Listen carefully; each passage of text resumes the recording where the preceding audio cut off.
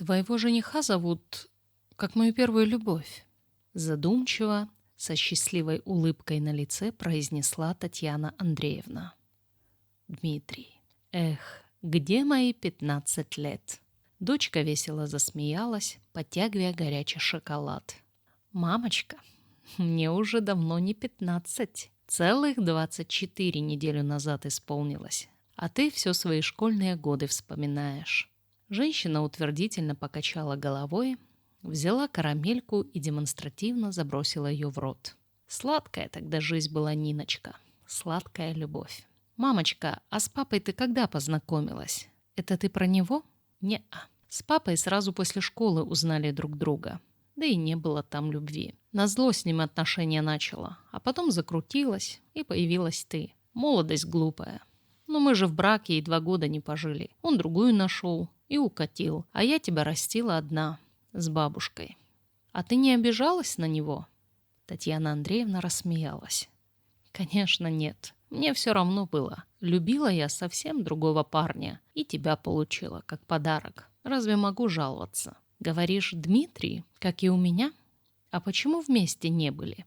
Мама его не захотела. Я же с бедной семьи, а они такие побогаче. Она хотела ему в жены дочку своей подруги. Рассказывала Диме про меня разные сказки, прогоняла, в общем разлучила. Мы же дети тогда были, да и он отличался воспитанностью и послушанием. Ты сказала, что с папой назло закрутила? Это его касается? Да. Ты и сейчас любишь своего Дмитрия? Татьяна Андреевна глотнула горячего шоколада и уверенно ответила. Как минимум, он единственный мужчина, к которому у меня были настоящие чувства за всю жизнь. Но это ладно. Постаралась женщина перевести разговор в другое русло. Что там с твоим женишком? Когда нас знакомить будешь? Ниночка радостно подпрыгнула на стуле. Обняв порозовевшее лицо руками, предположила. А что, если на выходные устроить небольшой семейный ужин? Что думаешь? Дочка, осталось всего 2 дня. Я могу не успеть. А для чего я здесь? И убраться помогу, и наготовить. Девушка, понимающе посмотрела на маму. Да не волнуйся ты так. Дмитрий очень галантный и воспитанный. И всеядный. Все, что ты не сделаешь, все подойдет. Дочка, так нельзя. Я так не могу. Надо, чтобы все было как в лучших домах Петербурга. Может, какое-то платье прикупить? Я придумала. Весело защебетала Ниночка. Давай сходим в салон красоты и сделаем тебе обалденную прическу, макияж, чтобы ты была звездой. Ты моя любимая и единственная. Представим тебя во всей красе. Пусть знает, в какой цветник попадает. Татьяна Андреевна игриво посмотрела на свою дочку. Договорились. Время летело, как ракета в космос. Женщина лихорадочно готовилась к встрече с будущим зятем. «Валька, привет!» — позвонила Татьяна Андреевна лучшей подруге. «Мне срочно нужна твоя помощь. У меня тут состояние СОС. Без тебя не справлюсь. Выкладывай. Рядовой готов к вашим приказаниям», — отшутила женщина. «Ты печешь лучшие торты в округе. Хочу заказать у тебя один. Давай медовичок. И пожирнее». «Ого! А что за гость такой важный? Что ты забыла о фигуре?» «Будущий зять». Валька присвистнула. «Ну ничего себе. Нинка уже замуж, что ли, собралась?» «Да. Говорит, люблю, хочу быть с ним. Так самое интересное. Его зовут как Шепелева». «Неужели? Дима?» «Ага, сама удивилась. Думаю, и тут меня нашел. Хорошо, что только имя, а не он сам. Интересно, кстати, где этот наш одноклассник пропал. Так, все, мне все равно. С тебя тортик к вечеру». «Будет сделано, капитан. Мне самой принести или спустишься и заберешь? Сама приду. Все, целую». Татьяна Андреевна делала последнее приготовление. Квартира была убрана, основные блюда приготовлены. Остался только салон. «Иди, мамочка, а я тут подкрашусь, и мне отлично. Буду тебя дома ждать». Через несколько часов женщина вернулась. Ниночка хлопнула в ладоши. «Татьяна Молотова, я не узнаю вас в гриме. Да вы просто королева красоты с красной дорожки». «Ой, дочка, прекрати. Лучше скажи, все поставила, все на месте».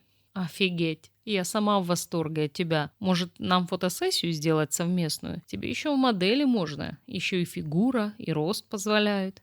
Женщина рассмеялась, но тут в дверь позвонили. «Все, Дима пришел. Ниночка подбежала к зеркалу, чтобы бросить на себя контрольный взгляд. Вроде нормально. Погнали. Молодая девушка выбежала встречать гостя, а Татьяна Андреевна пошла в гостиную, чтобы проверить стол.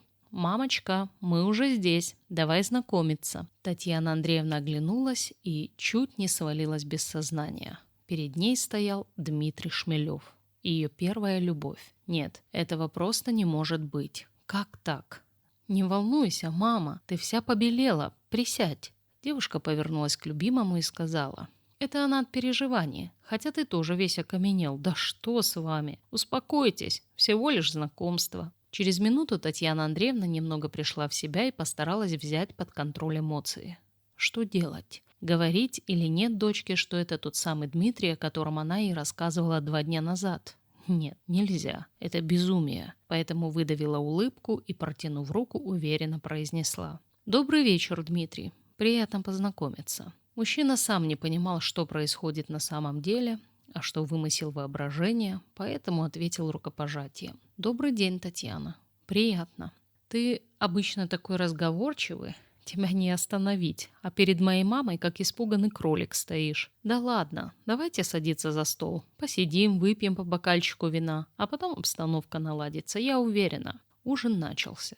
Татьяна и Дмитрий молча накладывали еду в тарелку, а Ниночка пыталась всем поднять настроение. «Мама, может, ты удивилась, что Дима меня старше?» «Да, не сказала тебе, но сделала такое намеренно. А вдруг бы ты не приняла его? А если бы не захотела знакомиться? А так ты будешь смотреть на него не через призму возраста, а как на человека. Дочка, я не оцениваю людей по годам. Ты знаешь, я всегда уважала твой выбор. В любом случае».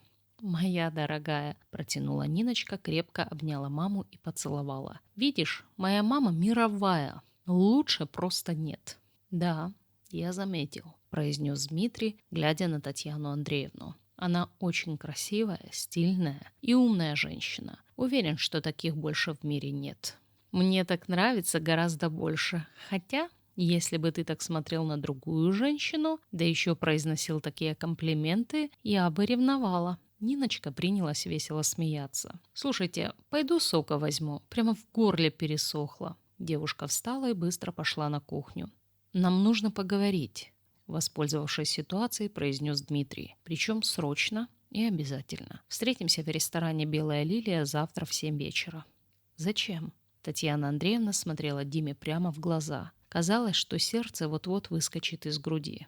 Это был глупый вопрос, но я его спешу на твое волнение. Женщина промолчала. Она понимала, что мужчина прав. Разговор необходим. «Ты прекрасно знаешь, еще красивее, чем 30 лет назад. Тогда, когда мы любили. Тогда, когда ты бросил меня по распоряжению мамы?» Татьяна бросила злобный взгляд. «А вот и я. Кто-то сок будет». Ниночка подошла к Дмитрию и, приобняв, крепко поцеловала в щеку. «Может быть, это поможет тебе расслабиться?» У Татьяны Андреевны все перевернулось внутри. Господи, что за чувство внутри? Женщине становилось жарко. Казалось, что не хватает воздуха. «Я спущусь к тете Вале и заберу торт. Перейдем к чаю. Вы пока отдыхайте». Женщина стрелой выскочила из квартиры. «Что с тобой?» – озадаченно спросила ее Валька, как только увидела подругу на пороге. «Почему ты такая странная?» «Ты не поверишь. Я сойду с ума. Это фантастика. Нет, даже в фильмах такого нет». «Что случилось?» Соседка напряглась. «Господи, жених дочери – моя первая любовь. Веришь?» «Что?» – с вытаращенными глазами уточнила Валька. «То есть Дмитрий Шмелев, наш Дмитрий, твой Дима – это Нинкин Дима? Жених, точнее». «Вот, подруга, сложно прийти в себя. Представляешь, что я чувствовала, когда этот мужчина зашел в мою квартиру? Спустя 30 лет, обнимая мою дочь, думала, что сердце остановится. Я не могу поверить». Губы женщины дрожали. «А что ты сделала? Как вы рассказали Нинке?» «Мы ни в чем не признались. Я первая очухалась и сделала вид, что знакомлюсь. Он мне подыграл. Танька, не в те воды идешь, все запутается. Завтра мы встречаемся в «Белой лилии», чтобы поговорить. Не знаю. И что ты думаешь?» «Не знаю, дорогая. Ох, не знаю. Так же будет невозможно жить. То есть Нинка не должна выйти за него замуж». «Ты его еще любишь, да?» Валька знала ответ на этот вопрос. «Лучше бы я его не знала. Никогда. Всю жизнь любить, но не иметь возможности быть вместе. Хуже некуда. Даже не знаю, что тебе сказать. Посмотрим завтра. Ужин так и прошел в напряженной атмосфере. Ниночка пыталась сгладить обстановку как могла. Девушка была уверена, что все дело в первой встрече и знакомстве. «Отлично. Все прошло замечательно», — говорила дочка маме после того, как Дмитрий ушел. «Ты справилась как королева». «Девочка моя», — волнительно спросила женщина, — «почему ты выбрала именно его? Где ты с ним познакомилась вообще?» «Мама». Тон Нины мгновенно изменился. «Не надо. Не будь той, кто смотрит на возраст. Мы должны любить человека. Ты же сама это знаешь». «Да, но у вас разница огромная». «Татьяна Андреевна», дочка заглянула в глаза маме, «я его люблю. Очень сильно. И буду с Димой счастлива. Давай на этом закончим». Девушка ушла в свою комнату, а женщина свалилась на диван. «Если бы ты только знала, как я его люблю, дочка. Твоего Диму. Если бы ты только знала». Женщина закрыла лицо руками и расплакалась. Вечером на следующий день Татьяна Андреевна отправилась в ресторан. На свидание к Дмитрию. Перед глазами пробегали картины прошлого. Его первое прикосновение, первый поцелуй, первая ночь. Да, именно Дима был ее первым мужчиной. И теперь он снова появился в ее жизни. Снова поднял те сильные чувства, которыми горело ее молодое сердце. «А ты сегодня еще красивее. Простая и естественная». Татьяна быстро подскочила со стула и протянула мужчине руку. «Давай будем проще, без официоза. Так легче общаться». Женщина ничего не ответила. «Что будешь заказывать?» «Я ненадолго, просто попью кофе». «Таня, почему ты себя так ведешь? Я понимаю, что все неожиданно, что судьба снова зачем-то нас свела. Это непросто, но ты жених моей дочери».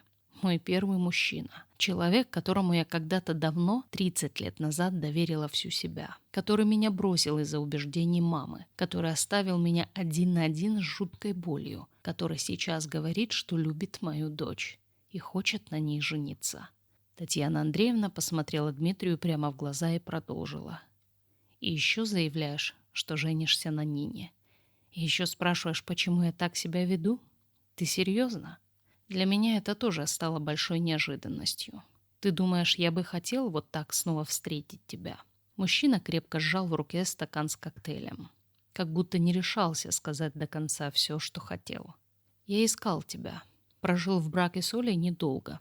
3 года. У нас родилась дочка. Но и это не помогло. Когда мы расстались, я пошел к твоей маме и спросил, где ты сейчас, как тебя найти. Но она выгнала, попросив слезно, чтобы я оставил тебя в покое, чтобы больше никогда не появлялся в твоей жизни, если люблю. Вот так моя жизнь закрутилась в новую воронку. Без тебя. Но я никогда не забывал. Не смог. Молчи. Я прошу тебя, не продолжай». Татьяне было настолько больно, что, казалось, сердце разлетится вдребезги. Все это не имеет смысла. Сейчас уж никакого. Но если нет Дима, уже точно ничего невозможно. Есть Нина. Если бы судьба распорядилась иначе, мы встретились с тобой до нее, тогда да. Может быть, вторая попытка могла бы быть удачной. Однако моя дочь любит тебя всем сердцем. Таня, так неправильно. Я тоже по-своему люблю Нину. Но есть и ты. Сейчас уже есть. Нет, я ушла 30 лет назад. И теперь тебя прошу, уйди, исчезни, если ты когда-нибудь меня любил. Это злой рок? Сначала моя мама, потом твоя, а теперь ты, и все время нужно расставаться. У Татьяны по щекам потекли слезы. Такая наша судьба. За Нину не переживай, она пострадает, и все пройдет. Но у тебя же не прошло, а у нее все будет хорошо. Я верю. Таня, ты навсегда вот здесь. Дмитрий показал на сердце, встал и ушел. Навсегда. Нина сильно переживала после исчезновения своего жениха. Девушка днями лила горькие слезы. Звонила, но все бесполезно. Теперь ее ждала новая жизнь без Дмитрия.